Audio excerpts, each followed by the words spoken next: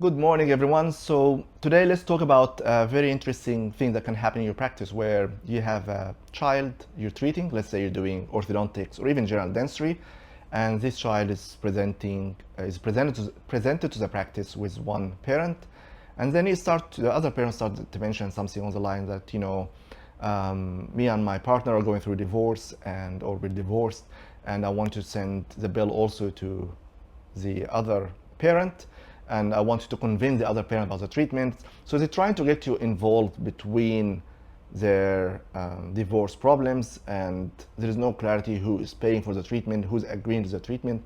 And it can be very stressful if you don't have a system in place.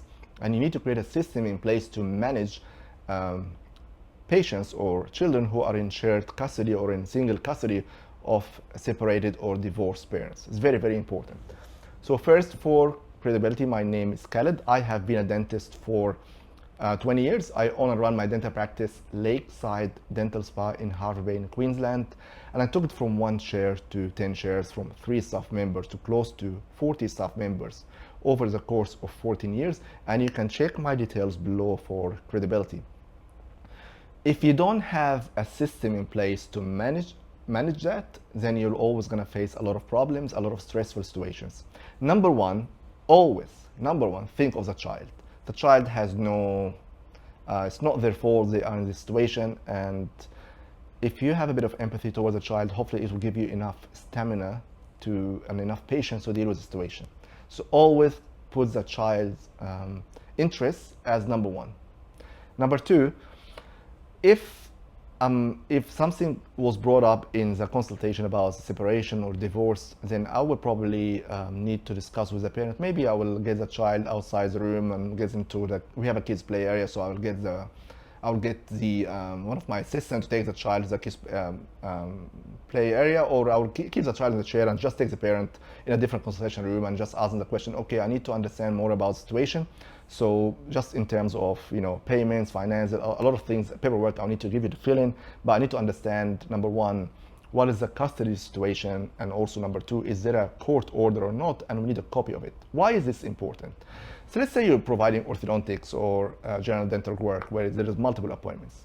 Sometimes there could be one parent who have sole custody of the child, and not just that, the other parent are not allowed to see the child or not allowed to pick up the child or know any information about the child's treatment. And if you don't know this information, the other parent can use the information, call the practice, and get an idea of what is the time the appointment the child is coming, and go and meet the child and cause a lot of family drama, or pick up the child where they're not allowed to pick up the child. So it's very, very important you have this clear, you have it in writing, and you record in the notes and also record as an alert, so the front desk, if they answer the phone, they know there's only one parent who has sole custody, there's only one parent who has the right to know information about the treatment. I had a situation where I think was one of the children I was treating, and the grandmother had sole custody. The mother cannot access any information about the treatment, and the mother tried to access information about the appointment times, and luckily we knew about that, and of course we said, look, we know we can't discuss anything, we don't have any authority to discuss anything about anything with you. Like, you're not a patient in our practice, the patient you mentioned, we can't really discuss anything about that. We just completely ignore the situation. So it's very important to know that. Number two, finance. So we'll have like a financial consent. So basically it's saying, okay, both parents are separated or not in the picture, together with a child, we need to understand from this consent will be sent to both parents, and they need to sign on both of it how this payment will happen. Let's say you're providing orthodontic care for, let's say, $6,000, for example.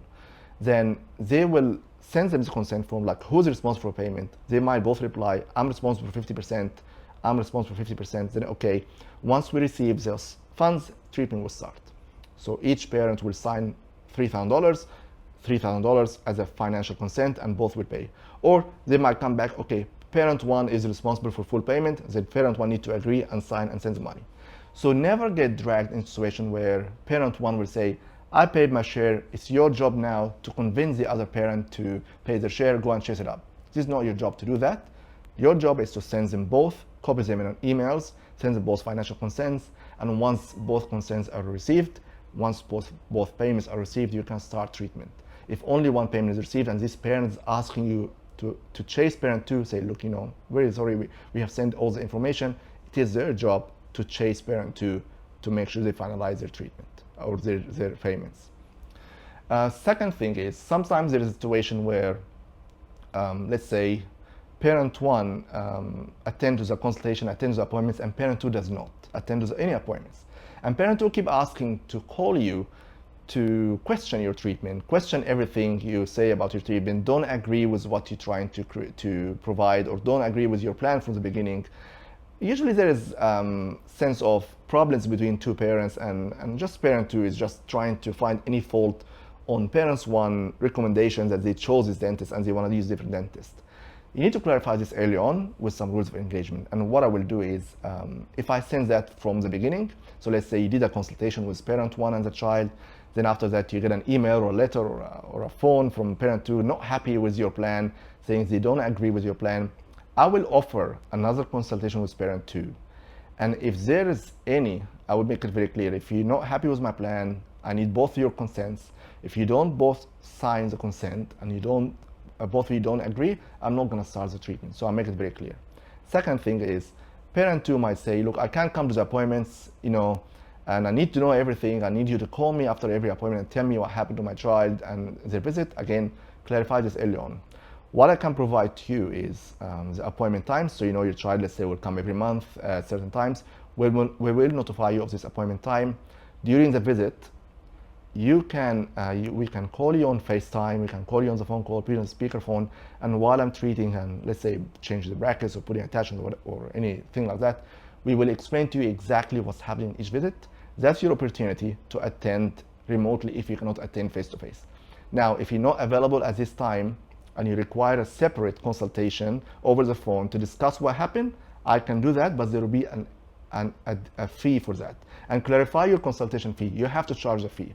If you don't charge the fee for that consultation, the parent 2 will probably keep abusing your time and just keep wasting your time all the time, asking you unrealistic questions. But if there is a charge for it, they will choose their time, their expense more carefully, and they'll be very, very careful before approaching you.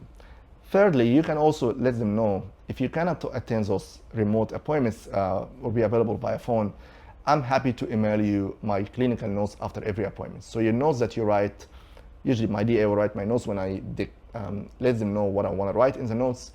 While I'm treating the patient, I'll tell the DA, please write my notes. I'll change, did 1, 2, 3, 4, 5, 6. I check them and I say, okay, please email both parents those notes at the end of the appointment.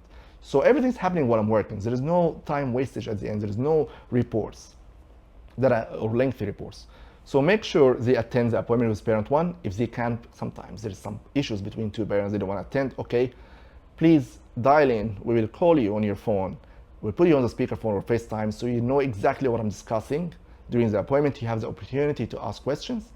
If you're not available to answer the phone at this time, you don't make time for your child to answer because of your work commitment or whatever, we can send you the clinical notes or offer you another consultation at a different time at a fee.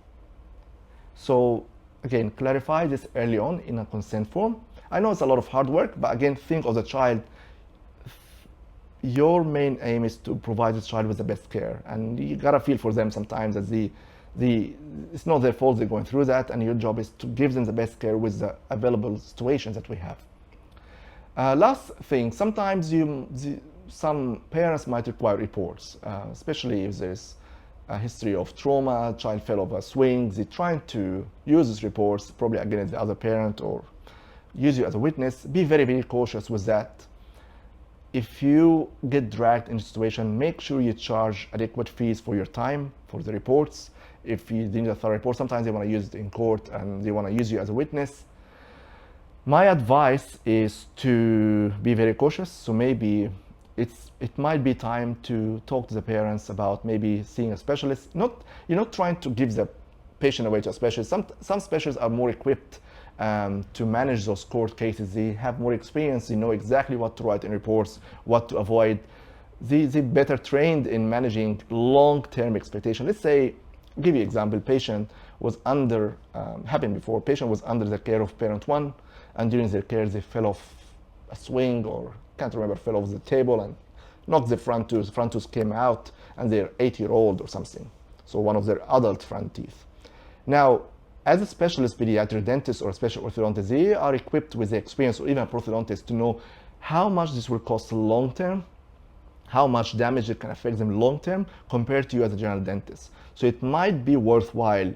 Tell them, look, I think you need to see a specialist. A specialist will write you the reports, short-term, long-term expenses to manage that tooth, and let the specialist deal with that because they have more experience with this. That's my advice. But if you want to do it yourself, make sure you provide quotations for your reports. Quotation if required to be as a witness. Of course, your daily production is super expensive, and usually parents dealing with lawyers and divorce, they are used to those kind of expenses anyway. It's part of what they, sadly part of their what they're going through. Anyway, I hope you find this information helpful. Have system in place, have paperwork in place, have a nice approach, and most importantly, make sure the child's best interest is always in your mind. If you find this information helpful, make sure you like and share it with your friends and colleagues. If you want to hear more about my videos, please subscribe to my channel, and I will notify you with when more videos are released. Thank you so much for listening to me. It means a lot to me.